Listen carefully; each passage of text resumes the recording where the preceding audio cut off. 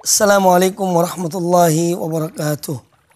Alhamdulillah, wassalatu wassalamu ala rasulillah, nabiyina Muhammadin wa alihi wa sahbihi wa mawala.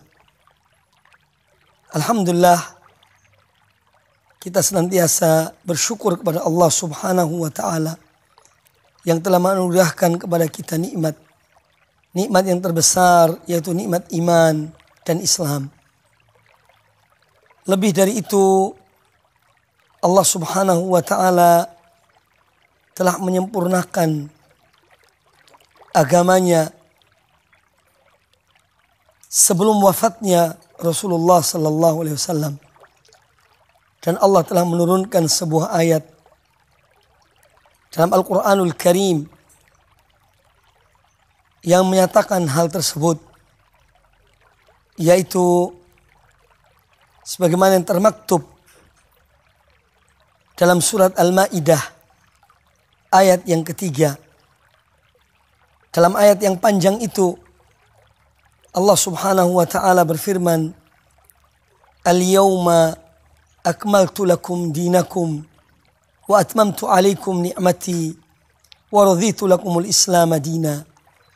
Pada hari ini telah kusempurnakan bagi kamu akan agamamu dan telah kucukupkan bagimu akan nikmatku, dan aku telah ridho Islam sebagai agama kamu sekalian.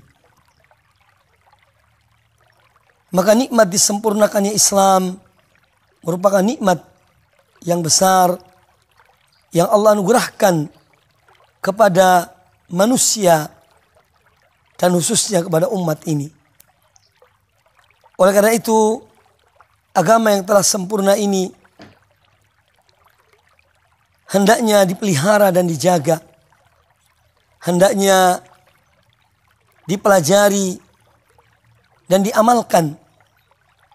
Karena pada Islam yang sempurna ini Allah menghendaki kemudahan bagi umat Rasulullah sallallahu alaihi wasallam, sehingga kita melihat bahwasanya dalam tuntunan Islam, baik dalam akidahnya, ibadahnya, dan amal-amal yang diperintahkan oleh Islam yang sempurna tersebut, di sana penuh dengan kemudahan.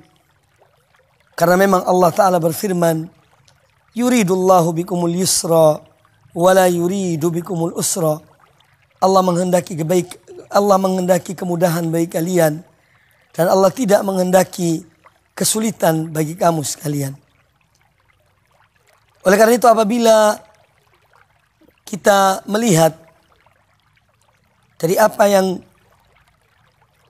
berkembang setelah perjalanan Islam yang jauh dan munculnya ajaran-ajaran yang baru, ibadah-ibadah yang memberikan kesan bahwasanya ibadah tersebut bukan dari Rasulullah sallallahu alaihi wasallam dan memang bukan ajaran beliau, kita jumpai di sana terdapat banyak kesulitan, banyak hal-hal yang berat. Tetapi apabila kita melihat tuntunan Nabi alaihi salatu wassalam, beliau senantiasa memberikan kemudahan di dalam semua tuntunan beliau. Sebagaimana beliau bersabda, Inna ad-dina yusrun, sesungguhnya agama Allah adalah mudah. Dan jika kita melihat apa yang dilakukan oleh sebagian kaum muslimin yang membuat cara-cara tertentu dalam beribadah kepada Allah, membuat ibadah-ibadah yang tidak diturunkan dalil oleh Allah subhanahu wa ta'ala, maka di sana kita akan menjumpai betapa sulitnya ibadah-ibadah yang mereka kerjakan. Sehingga seorang apabila ingin mengerjakan suatu ibadah, dia memerlukan pengorbanan yang amat besar, pengorbanan harta, tenaga, bahkan yang lainnya. Salah satu sebab adalah karena menyimpang dari tuntunan Allah dan Rasulnya, Nabi kita Muhammad sallallahu alaihi wasallam. Agama yang telah sempurna inilah yang dipahami dan dijalani oleh para salaf dan orang-orang yang mengikuti mereka dengan baik. Sehingga mereka sangat menentang adanya bid'ah di dalam agama, di dalam ibadah. Oleh karena itu, kita melihat perkataan para sahabat yang benar-benar memahami Islam ini. Di antara Abdullah bin Mas'ud radhiyallahu anhu, beliau mengatakan, "Ittabi'u wa la tabtadi'u faqad kufitum." Ikutilah dan jangan kalian membuat hal-hal yang baru dalam agama ini, karena telah cukup bagi kamu sekalian. Demikian pula perkataan Abdullah bin Umar radhiyallahu anhuma, beliau mengatakan, "Kullu bid'atin dalalah wa in ra'ahan nasu hasanah." Segala sesuatu yang baru dalam agama ini adalah merupakan kesesatan, penyimpangan, walaupun manusia melihatnya baik. Dan perlu dipahami dalam masalah ini bahwa penekanan para ulama yang berkaitan dengan kesempurnaan agama dan larangan di dalam membuat hal-hal yang baru dalam agama ini khususnya berkaitan dengan dinullah dan agama Allah Subhanahu wa taala. Adapun urusan-urusan duniawi, hal-hal yang baru yang berkaitan dengan dunia, maka dunia ini sesungguhnya belum sempurna, sehingga terus membenahi dirinya untuk mencapai kesempurnaan, untuk mencapai kemudahan-kemudahan.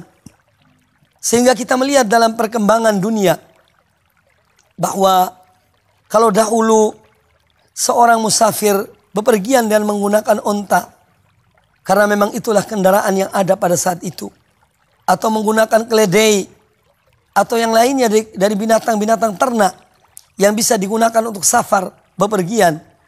Tetapi dengan perkembangan dunia, perkembangan ilmu pengetahuan, maka ditemukan sarana-sarana baru yang bermanfaat bagi manusia, bahkan mendukung dan dapat mempermudah pelaksanaan tuntunan agama ini. Maka seorang musafir, dia pergi, dia menggunakan mobil.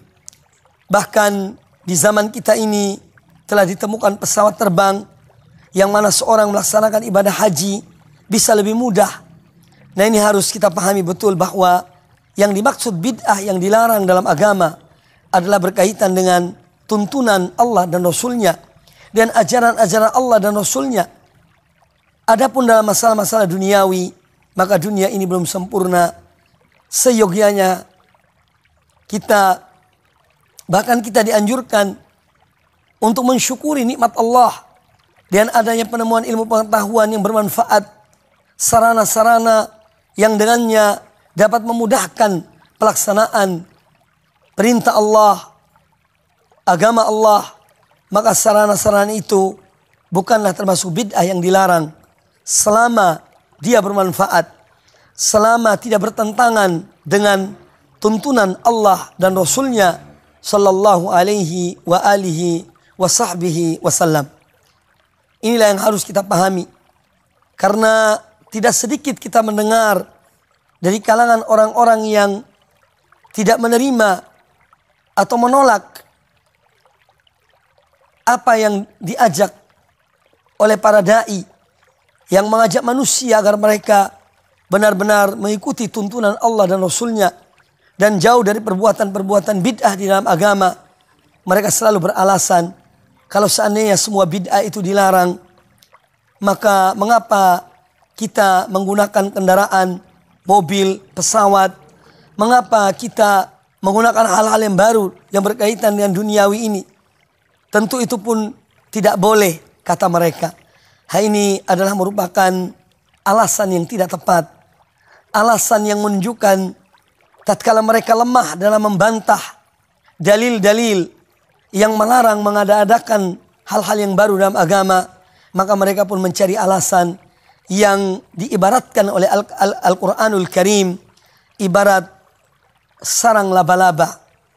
Alasan-alasan yang sangat lemah, yang tidak berdasarkan pada dalil, tetapi lebih cenderung berdasarkan pada kejahilan atau kepada hawa nafsu. Wa na'udzubillahi min dzalik.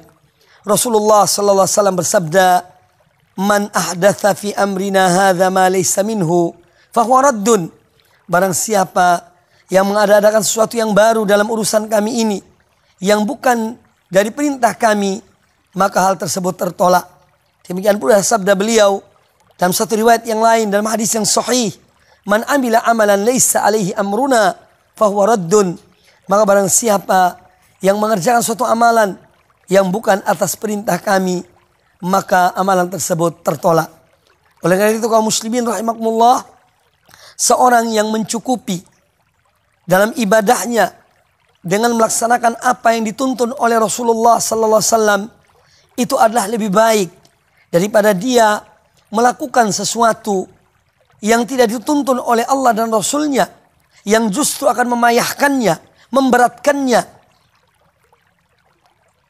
Oleh karena itu, sederhana di dalam mengikuti sunnah Nabi SAW lebih baik daripada bersungguh-sungguh, tetapi dalam melakukan hal-hal yang tidak dicontohkan oleh Rasulullah Sallallahu Alaihi Wasallam. Semoga Allah Subhanahu Wa Taala memberikan kepada kita hidayah, taufik, agar kita senantiasa mengikuti tuntunannya dalam Al-Quranul Karim dan tuntunan Rasulnya Nabi kita Muhammad SAW yang dilaksanakan oleh para sahabat dan diikuti oleh para tabi'in dan orang-orang yang mengikuti mereka dengan baik. Aqulu qouli hadza wallahu ta'ala a'lam.